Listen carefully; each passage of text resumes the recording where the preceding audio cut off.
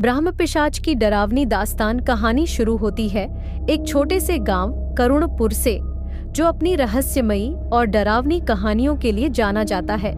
गांव के बाहरी इलाके में एक पुराना मंदिर है जिसे लोग पिशाच मंदिर कहते हैं। गांव वालों का कहना है कि वहां एक ब्रह्म पिशाच की आत्मा रहती है। रात का समय है, चारों तरफ अंधेरा और सन्नाटा पसरा है। गांव के युवा राजन और उसके दोस्त मंदिर की ओर जाने का फैसला करते हैं। उन्हें गांव वालों की बातों पर यकीन नहीं होता और वे इस डरावनी कहानी की सच्चाई जानना चाहते हैं।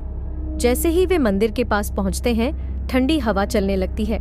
मंदिर के दरवाजे पर एक बड़ा त्रिशूल लगा हुआ है और वहां एक दीवार पर खून से कुछ लिखा हुआ है। यहाँ केवल मृत्यु का स्वागत है। राजन, जिसे डर जैसी कोई चीज महसूस नहीं होती, हंसकर कहता है, भूत प्रेत कुछ नहीं होता, ये सब मन की कल्पनाएं हैं। जब वे अंदर जाते हैं तो मंदिर के बीचों बीच एक विशाल मूर्ति है। मूर्ति के सामने एक पुराना पीतल का दीपक जल रहा है। हवा में अगरबत्ती और सड़ी हुई चीजों की अजीब गंध है। राजन मूर्ति के करीब जाकर हंसते हुए कहता है, अगर यहाँ कोई पिशाच है तो आकर मुझे रोक ले।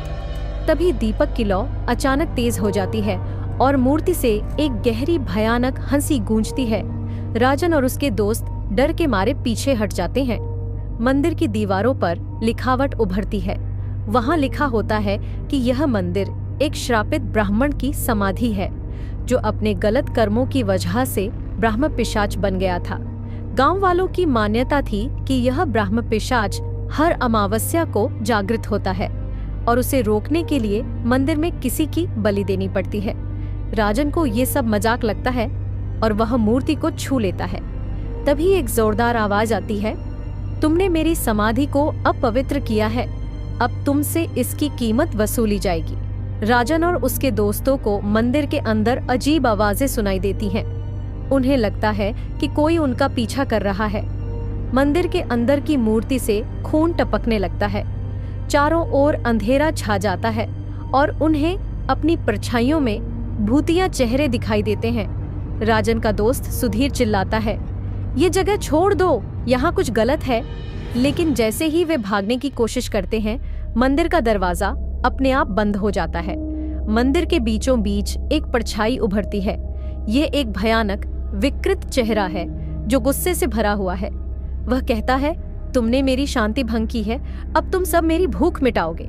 ब्रह्म पिशाच का शरीर अधजला हुआ, उसकी आंखें लाल और उसके हाथ नुकीले पंजों की तरह हैं। उसकी आवाज इतनी डरावनी है कि राजन के बाकी दोस्त बेहोश हो जाते हैं। ब्रह्म पिशाच राजन से कहता है, तुम्हारी हिम्मत के कारण मैं तुम्हें एक मौका देता हूँ। अगर तुम मेरे सवालों का जवाब दे सके तो मैं तुम्हें छोड़ दूंगा, लेकिन अगर तुम असफल हुए तो तुम और तुम्हारे दोस्त कभी इस जगह से बाहर नहीं जा पाओगे। राजन डरते हुए जवाब देता है, पूछो, मैं तैयार हूँ। ब्रह्म पिशाच 3 सवाल पूछता है। 1. मृत्यु के बाद क्या सबसे बड़ा सत्य है? दूसरा, इंसान अपने जीवन में सबसे ज्यादा किससे डरता है? 3. उस चीज का नाम बताओ जो इस ब्रह्मांड में सबसे शक्तिशाली है। राजन कुछ देर सोचता है और कहता है, 1. मृत्यु के बाद शांति ही सबसे बड़ा सत्य है। 2. इंसान अपने कर्मों के परिणाम से सबसे ज्यादा डरता है। 3. प्रेम इस ब्रह्मांड में सबसे शक्तिशाली चीज है। ब्रह्म पिशाच कुछ देर चुप रहता है, फिर वह गुस्से से चिल्लाता है, तुम्हारे जवाब सही हैं, लेकिन तुमने मेरी समाधि को अपवित्र किया है। इसका दंड तुम्हें मिलेगा। ब्रह्म पिशाच राजन को श्राप देता है कि वह अब हर अमावस्या को मंदिर में कैद रहेगा और उसकी आत्मा कभी शांति नहीं पाएगी। राजन और उसके दोस्त मंदिर से बाहर भागने की कोशिश करते हैं, लेकिन राजन का शरीर अचानक मंदिर के अंदर गायब हो जाता है। गांव वाले अगली सुबह मंदिर के पास आते हैं और वहां राजन की तस्वीर देखते हैं, जो मंदिर की दीवार पर उभर आई थी। अंतिम पंक्तियां। गांव वालों का कहना है कि ब्रह्म पिशाच अब और ज्यादा ताकतवर हो गया है। करुणपुर का यह मंदिर आज भी खड़ा है, लेकिन कोई भी इसके पास जाने की हिम्मत नहीं करता।